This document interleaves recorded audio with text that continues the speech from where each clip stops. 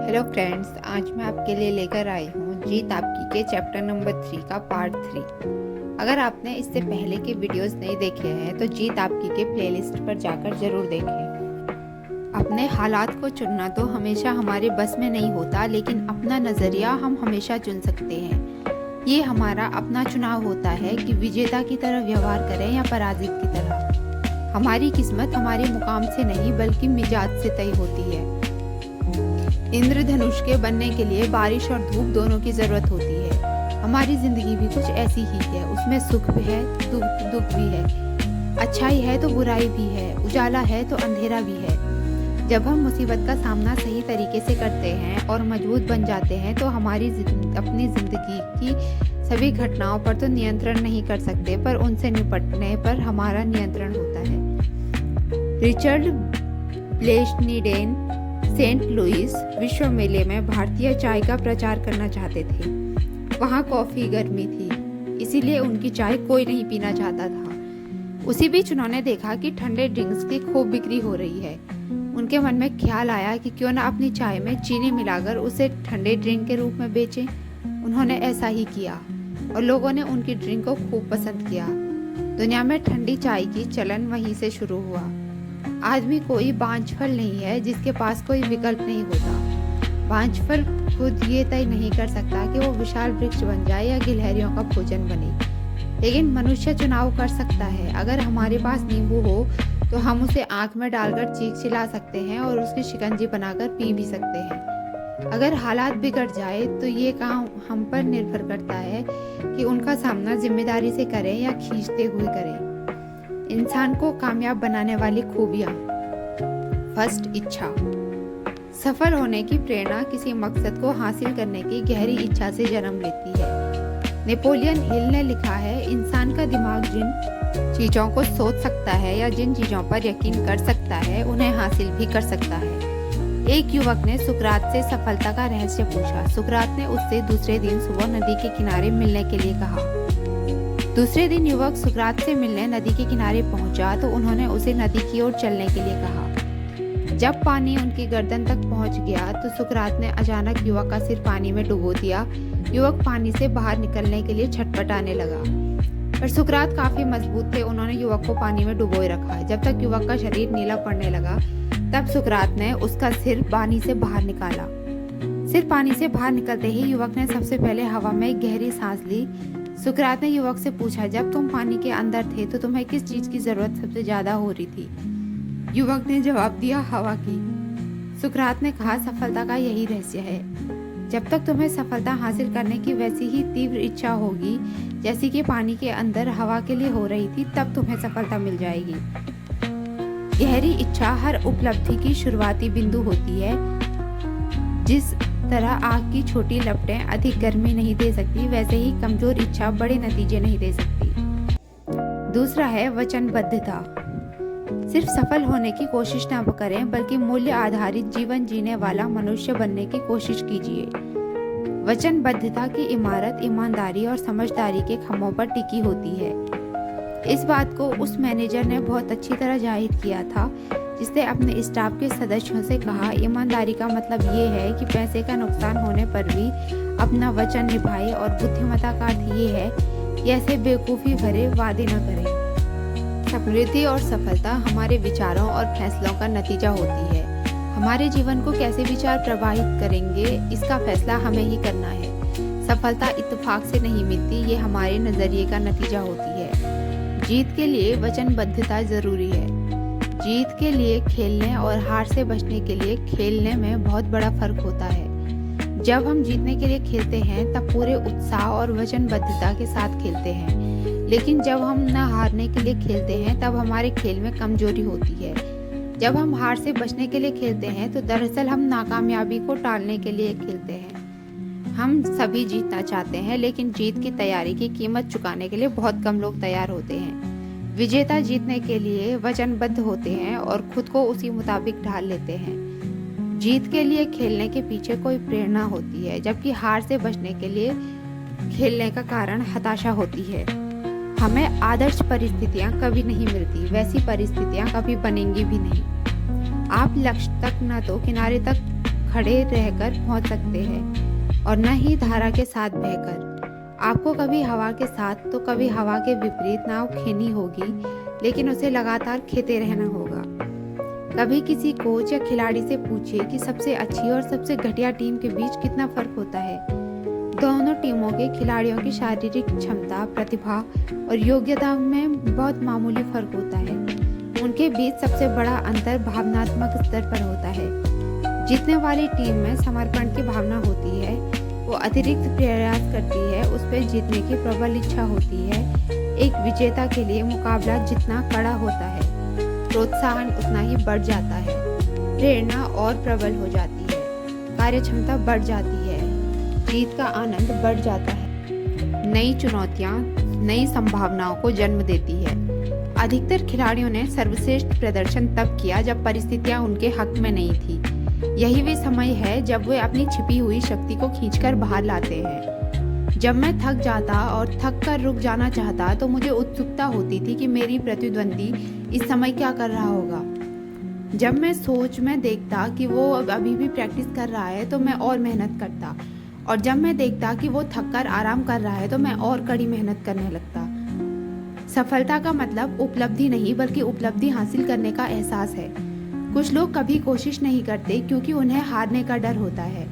वे जहाँ है वहाँ पर रुकना भी नहीं चाहते क्योंकि उन्हें पिछड़ जाने का डर होता है। खतरा दोनों तरफ रहता है। समुद्र में चलने वाले जहाज़ों पर तूफान में फंसने का खतरा मंडराता है, लेकिन वे बंदरगाह पर ही खड़े नहीं रहे तो उनमें जंग लग जाएगा।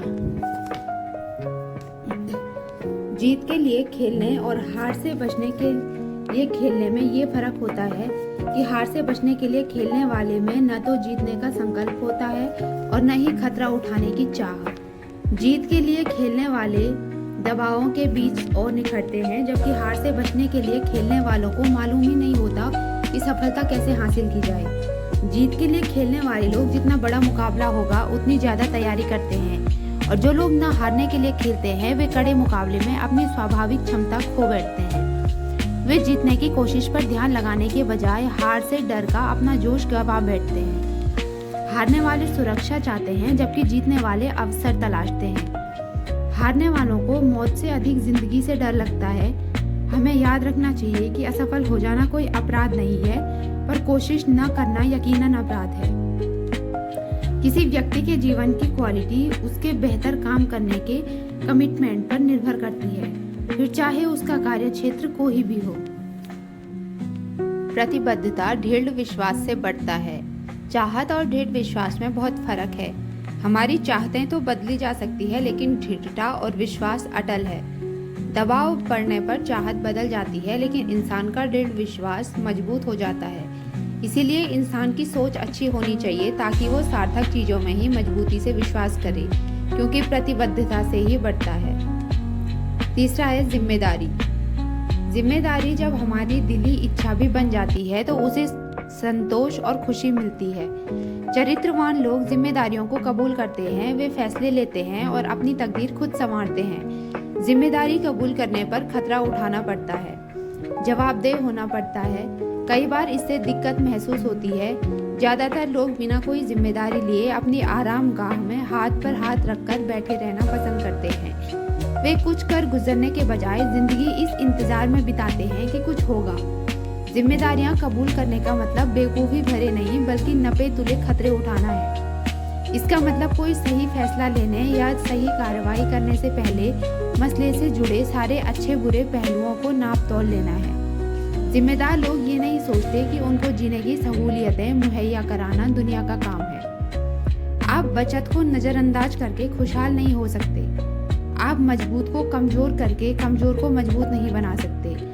आप अमीरों को गरीब बनाकर गरीबों को अमीर नहीं बना सकते।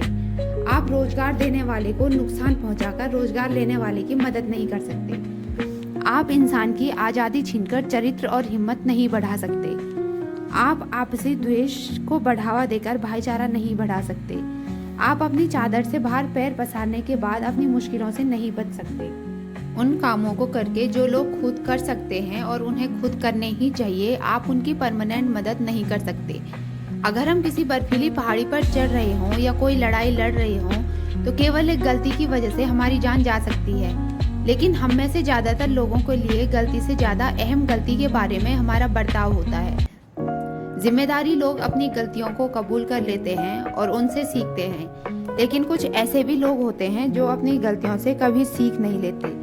हम अपनी गलतियों के बारे में 3 तरह का नज़रिया अपना सकते हैं। उन्हें नज़रअंदाज कर सकते हैं, उन्हें इनकार कर सकते हैं, उन्हें स्वीकार करके फिर कभी न दोहराने की सीख दे सकते हैं। तीसरे विकल्प को अपनाने के लिए हिम्मत चाहिए। इसको अपनाने में खतरे तो हैं, लेकिन पर ये लाभदायक भी है। इसके बजाय अगर हम अपनी गलतियों पर पैरवी शुरू कर देते हैं तो दरअसल हम उन पर काबू पाने के बजाय उन्हें अपने जीवन का केंद्र बिंदु बना लेते हैं। जब हालात बिगड़ जाते हैं तो नकारात्मक लोग एक दूसरे पर इल्जाम लगाने लगते हैं। एक कंपनी का प्रेसिडेंट रिटायर हो रहा था। विदाई की पार्टी के बाद उसने कंपनी के नए प्रेसिडेंट को 2 लिफाफे देते हुए कहा, अगर तुम्हारे सामने कोई ऐसी समस्या आ जाए जिसे तुम खुद हल न कर पाओ तो पहला लिफाफा खोल लेना। इसी तरह की समस्या फिर आने पर दूसरा लिफाफा खोल लेना। कुछ साल बाद नए प्रेसिडेंट के सामने एक बड़ी समस्या आई। उसे सुरक्षित रास्ता अपनाने हुए पिछले प्रेसिडेंट का दिया हुआ लिफाफा खोला। उसमें लिखा था, सारा दोष पिछले वाले प्रेसिडेंट पर डाल दो। उसके कुछ साल बाद एक और समस्या आई तो नए प्रेसिडेंट ने दूसरा लिफाफा खोला। उसमें लिखा था, आने वाले प्रेसिडेंट के लिए 2 लिफाफे तैयार करके रखो। चौथा है कड़ी मेहनत। भाग्य। मैं भाग्य के बारे में कुछ नहीं जानता, मैंने इस पर कभी भरोसा नहीं किया और जो लोग इस पर एतबार करते हैं मुझे उनसे डर लगता है। मेरे लिए भाग्य का मतलब है कड़ी मेहनत और अवसर की पहचान। सफलता इत्तेफाक से मिलने वाली चीज नहीं है। इसे पाने के लिए काफी तैयारी और चरित्र की जरूरत होती है। ज्यादातर लोग जीतना तो चाहते हैं, लेकिन जीत हासिल करने के लिए मेहनत और वक्त नहीं लगाना चाहते। सफलता पाने के लिए त्याग और आत्म अनुशासन की जरूरत होती है। कड़ी मेहनत का कोई विकल्प नहीं है। हेनरी फोर्ड ने कहा था, आप जितनी कड़ी मेहनत करेंगे, भाग्य आप पर उतना ही मेहरबान होगा। दुनिया काम करने की चाह रखने वालों से भरी पड़ी है। कुछ लोग काम करना चाहते हैं और कुछ लोग काम चाहते हैं कि ऐसे लोग काम करते रहें। मैं आधे दिन काम करना चाहता हूँ, मुझे इसकी कोई परवाह नहीं कि ये पहले 12 घंटे हैं या बाद के 12 घंटे। जिस तरह किसी आदमी को शब्दकोश के पास बैठे रहने से शब्दों के हिस्से नहीं आ जाते, उसी तरह कड़ी मेहनत किए बिना किसी काम को करने की क्षमता नहीं आती। पेशेवर लोग किसी काम को बड़ी आसानी से इसीलिए कर लेते हैं कि वे अपनी काम की बुनियादी बातों में महारत हासिल कर चुके होते हैं। अगर लोगों को ये पता चल जाता कि इस कुशलता को प्राप्त करने में मुझे कितनी मेहनत करनी पड़ी है, तो उन्हें मेरा काम बिल्कुल भी आश्चर्यजनक नहीं लगता। एक आदमी अपने काम में अपनी शक्ति और योग्यता का केवल 25% ही इस्तेमाल करता है। दुनिया उन लोगों का सम्मान करती है जो अपनी 50% योग्यता तक का इस्तेमाल करते हैं और उन गिने चुने लोगों का सिर आंखों पर बिठाती है जो अपनी क्षमता को 100% इस्तेमाल करते हैं। फ्रेंड्स, आई होप आपको ये वीडियो अच्छा लगा होगा। जीत आपकी के आगे के वीडियोस देखने के लिए चैनल को सब्सक्राइब करें।